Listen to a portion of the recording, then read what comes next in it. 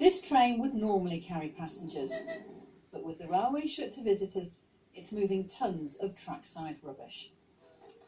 Volunteers are shifting everything from sofas to syringes.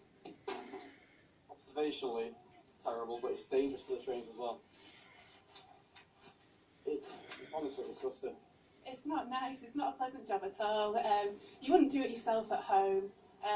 It's just a nasty job, really. I think it's needless. Like I say, there's plenty of refuge places. They could dispose of it themselves, but we're having to do it now. It's hazardous and it's time intensive as well. It's a huge cost for the railway. Fly tipping along the trackside has historically been a problem which has increased to a certain extent during the pandemic.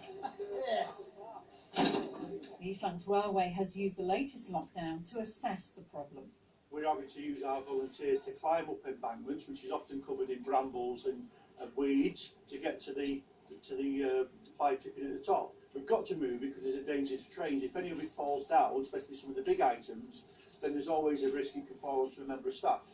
The rubbish that's collected is put on the wagons behind me. It's then taken to a siding and placed in skips. The railway then has to pay for the rubbish to be disposed of. That's obviously money that we haven't got. Because of COVID, we are struggling. We've not been running trains, so our normal income's not been coming in.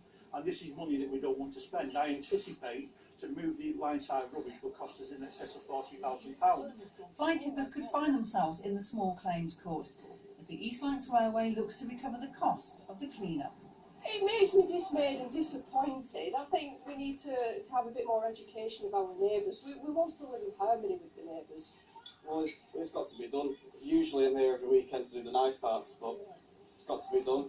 The railway hopes people will get the message and dispose of their own rubbish. Lindsay Prosser, BBC North West Tonight, Haywood. Football.